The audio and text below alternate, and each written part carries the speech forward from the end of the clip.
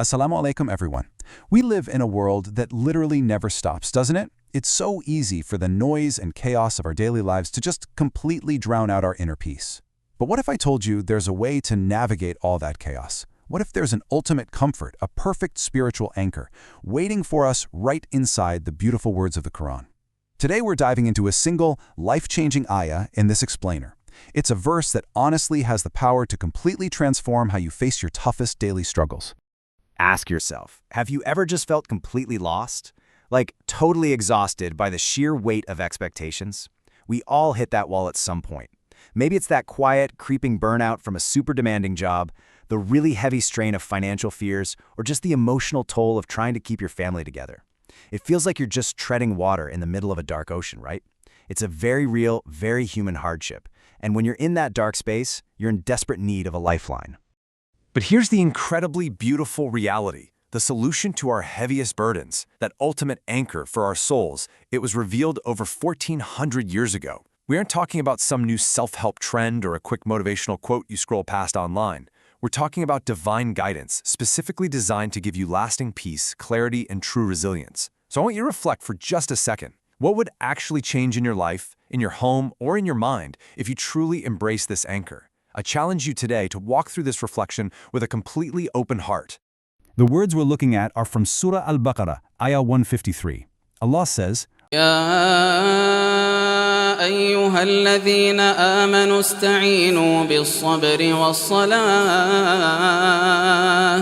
إن الله مع الصابرين. This isn't just nice theological poetry, not at all.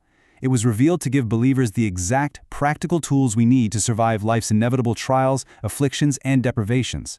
It is literally a precise survival kit for the human soul. In his renowned explanation of the Quran, Ibn Kathir gives us some really profound context here. He notes that since the Ummah, the global community of believers, has been invested with world leadership, it was a great and perilous responsibility. Now think about how that translates right into your daily life, your personal responsibilities. Whether you're leading your family, raising kids, trying to be a supportive spouse, or managing a business, these are your perilous responsibilities, and they are heavy. But when we lean on the wisdom of this verse, it prepares us. It transforms us into stronger, much more resilient leaders within our own homes. Every day, we face a choice between our modern habits and what we can call the divine strategy. In this age of high anxiety, endless decision fatigue, and grief, our default response to feeling overwhelmed is usually seeking out temporary distractions. We mindlessly doom scroll on our phones, we vent our frustrations, we look for literally any quick escape. But aren't you tired of those temporary fixes that just leave you feeling emptier? The divine strategy commands us to stop running. It asks us to rebuild our foundation using two very specific, unyielding tools that will actually help us survive the storm. I really want you to let this sink in for a moment. True relief comes from rebuilding your foundation, not running from the storm. You see, you just cannot avoid the storms of life. They're pretty much guaranteed. But Allah's strategy is entirely sustainable. It's completely designed to fortify you from the inside out, making sure that no matter how hard those winds blow in your life, your roots hold firm. Okay, let's dive into this incredibly beautiful opening. O you who have believed. The Creator of the heavens and the earth isn't just addressing humanity generically here. He's calling out to you specifically based on your faith. It's like a VIP invitation. Your belief is the very prerequisite for your resilience. So whenever the world makes you feel invisible, unappreciated, or totally abandoned, this opening is a profound reminder. You have a direct, intimate line to the divine. You are seen. Then he tells us to seek help through patience, or sabr. But we really need to redefine what patience actually means here, because there's a huge misunderstanding out there. A lot of people think sabr is just passive endurance, just sitting quietly and taking a beating from life. But that's just the tip of the iceberg. As Ibn Kathir explains, true sabr is a comprehensive moral virtue. The true depth of sabr, that huge 90% beneath the surface, involves active emotional regulation. It means showing social grace under provocation, having relentless grit, continuing to work hard despite crushing setbacks, and maintaining deep, unwavering trust in God. Sabr is active resilience, not passive surrender. This is an absolutely crucial mindset shift.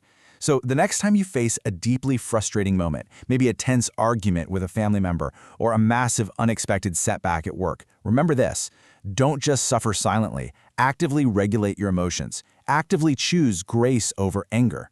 That right there is the true lived practice of sabr. But Allah, in His infinite wisdom, doesn't just tell us to be patient. He pairs it with prayer and salah. Why? Well, because human patience, no matter how incredibly strong you think you are, eventually runs out. We're fragile. In a world that demands around-the-clock productivity, how often do we completely forget Allah during our busy days? The 5 daily prayers are your vital charging stations. They literally force you to disconnect from the creation and reconnect with the Creator. They reset your nervous system, restore your focus, and prepare you to step right back into that worldly storm. And this beautifully illustrates the unbreakable bond between the two. Think of it as a perfect synergy. Sabr is our internal fortitude facing the world, and Salah is our external connection facing the divine. They function together perfectly. Sabr is how we handle the sharp edges of the world, while Salah is how we allow God to heal our wounds. Sabr holds the broken pieces together, and Salah is the divine light that mends them. Just look at what happens when we try to separate them. Sabr without Salah leads straight to spiritual exhaustion and bitterness because you're relying entirely on your own limited human strength. On the flip side, Salah without Sabr just becomes an empty ritual. If you pray but then totally abandon your ethics and lose your temper the absolute second you step off the prayer mat, the formula is broken. To survive our daily emotional exhaustion, we absolutely must balance both. And then we reach the profound climax of the ayah. Indeed, Allah is with the patient. Notice what the verse doesn't say. Allah doesn't promise to instantly remove the problem. Instead, He promises something infinitely greater, His companionship within the hardship. Think about it.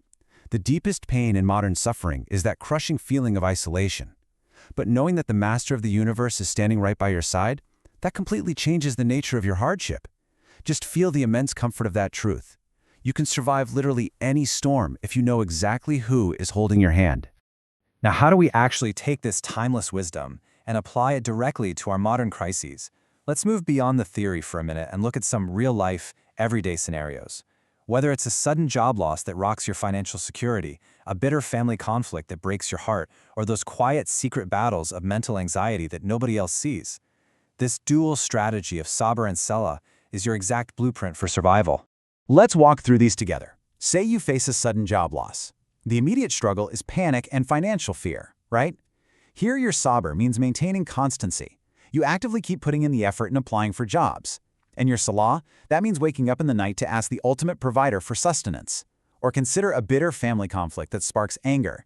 Your Sabr is swallowing your pride and maintaining calmness under provocation, while your Salah is taking your sadness and complaining only to God. And what about those silent mental battles with anxiety and overwhelm? Sabr is taking those small, difficult daily steps to heal, maybe even seeking professional help, while Salah provides the profound peace of knowing God sees the pain that absolutely nobody else can. If you remember nothing else from our time together today, please remember this simple, incredibly powerful rule. Take your worldly pain to your prayer mat. Let this guide your reactions in your family life, in your business dealings, and in those quiet, lonely moments. Do not carry the weight of the entire world on your shoulders when you can simply place it before the Almighty. And as we expand our perspective a bit, we realize that this isn't just about our own personal stress relief. Our spiritual growth is a training ground. Just like classical commentators noted that this verse prepared an entire community for world leadership, in your own life, your patience and your prayers contribute to a legacy much larger than yourself.